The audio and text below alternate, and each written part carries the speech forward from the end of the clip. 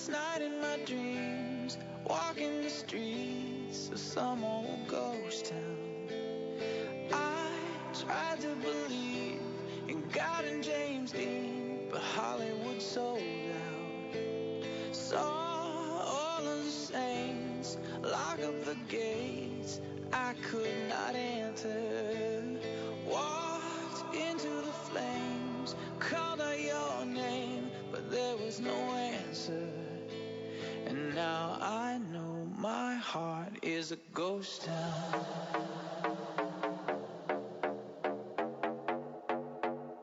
My heart is a ghost town.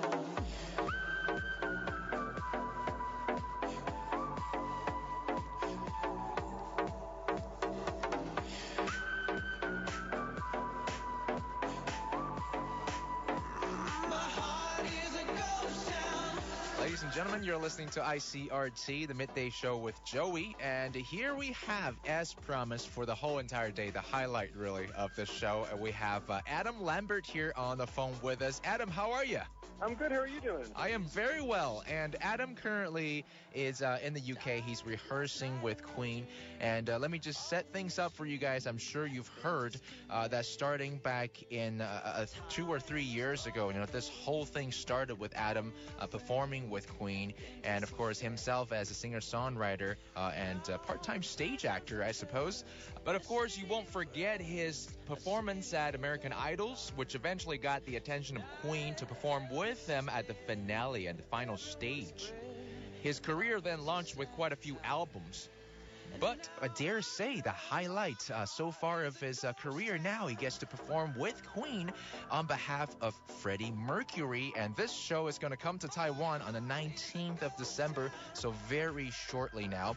Of course, a couple of very obvious questions for Adam is, first off, have you ever been to Taiwan before? No, I have not been to Taiwan before, and I'm really, really curious. I always like visiting new places and experiencing new cultures and connecting with my fans in these new places. So I think it's long overdue, isn't it? Yeah, I think it's best to visit a country as a clean slate, so you have no expectations, and everywhere you go, you're just surprised. Yeah, I agree. So I had a chance to talk to Brian the other day, and he said, it was friends that told him about you and your performances. But on your side, what's the story? Well, obviously, Queen is one of the most legendary rock bands of all time. So Yeah. I had heard of Queen. Of course. and actually, I chose a Queen song to audition for American Idol with. That's right, yeah. Back in 2009, and I sang Bohemian Rhapsody, and I believe that Brian and Roger heard this audition and became aware of me. And then by the end of the season, when I made it to the finals, producers actually invited them to come and perform on the show. So I got to meet them, and we sang We Are the Champions, and there was an instant connection for sure. Once we started playing the song, we all sort of were making eye contact, and I think the subtext was sort of like, okay, this feels right. So, some time passed, I put out my first album, and then I got a call saying, hey, we're going to be doing a performance at the MTV European Music Awards. Would you like to come and sing a handful of songs with us? And that was the beginning. And from there on out, one thing came, and then another thing came, and it just slowly started building up, and our relationship grew, and eventually we got to the point where we decided to do a full-on tour. But this whole successful worldwide tour didn't start until 2014, so you guys really mulled over this collaboration for quite a long time, eh? Yeah, exactly. And it's cool because it's really evolved, our relationship. At this point, it's amazing. We did some shows earlier this year. We took a few months off to do some other stuff, and now we're back at it. And it just feels like no time has passed. It is such a great family feeling for us on stage. A lot of jokes, a lot of humor, and it's great because, obviously these songs for Roger and Brian, they've been playing them for a very long time. They wrote them years and years ago. And over the last 4 or so years, they've become more second nature for me because, they were new to me as a performer when I started. So now when we get on stage together, it's great because it's very comfortable. Because we know each other so well and because we trust each other, we're able to really play and to experiment and to enjoy it 100%.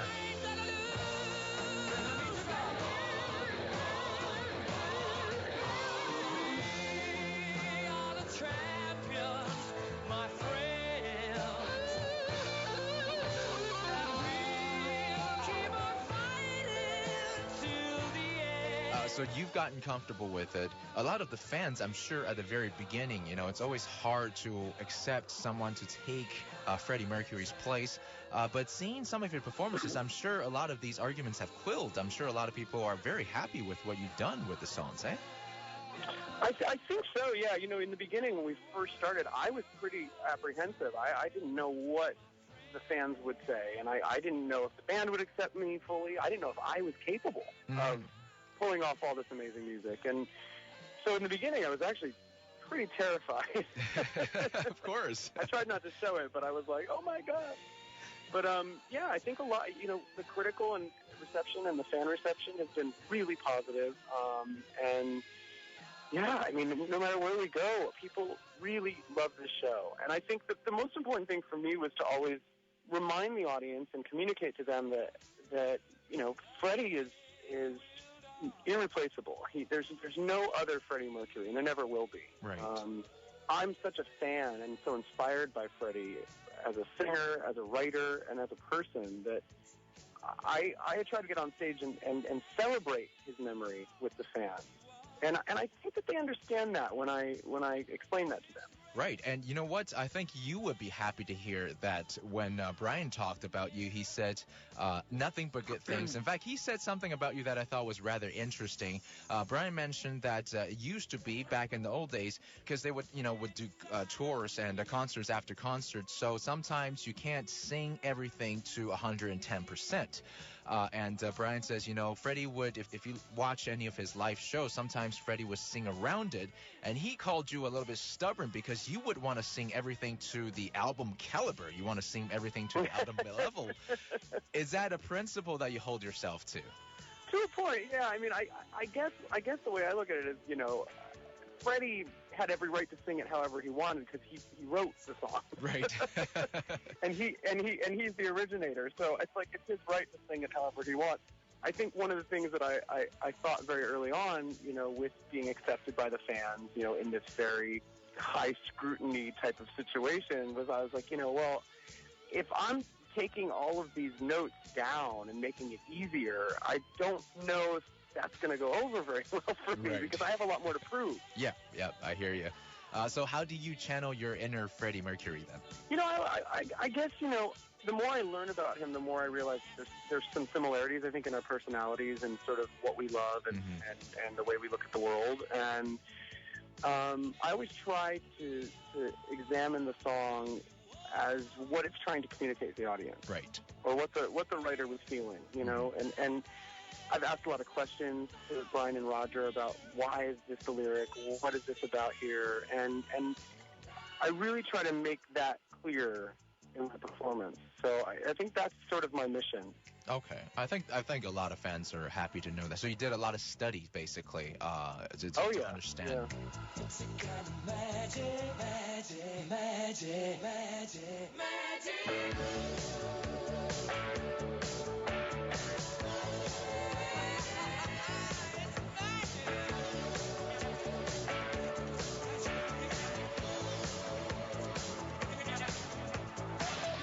Okay, let me ask you about the songs then, because there are a couple of tracks from Queen that is written for the most part for Freddie Mercury. For example, The Show Must Go On, or the one after he passed, No One But You, Only the Good Die Young. Are you going to perform those songs here in Taiwan or, say, Tel Aviv, your first show? The Show Must Go On is part of the set, yes. We love that song. There's another song called I Was Born to Love You that we love. Right. That'll be kind of something we don't always do, but we're going to be doing that one. I mean, the set is ever evolving as well. It changes. So we have a lot of fun with that. We'll make changes throughout the run. We'll be like, hey, let's put this song over here. Or let's do this one tonight and not this one. And it keeps it fresh for us. Okay. The thing that's cool about rock and roll is that it's not perfect. It's rough around the edges, and it's got sort of an impromptu kind of quality to it, So yeah, it definitely has a spirit of in the moment, and I think that everyone loves that. Yeah, for sure. Do you think you're ever going to make a new song with Roger and Brian? I don't know. I mean, I never say never. Yeah. You never know what would happen. It's not on the books right now, and it's hard because the hits that they have that the audience loves so much, those are so much fun to play and so much fun to perform, and it's like, how would we write something to compare to those songs? It's sort of it's sort of daunting. So yeah, that's true. And one last request. One of my favorite Queens is Fat Bottom Girl. Do you think you can give us just a couple of lines from the hook? No, you're going to have to come see it in person. Oh, all right. That is the right answer. I hear you. All right, Adam, thank you so much for taking the time to talk to us, and we can't wait to see you on the 19th of September. Of course, you're embarking on your first trip to Tel Aviv and then coming Asia side. You have yourself a nice start to the tour, and we'll see you then, okay? See you soon. Thank you so much. Thank you. Bye-bye. Bye.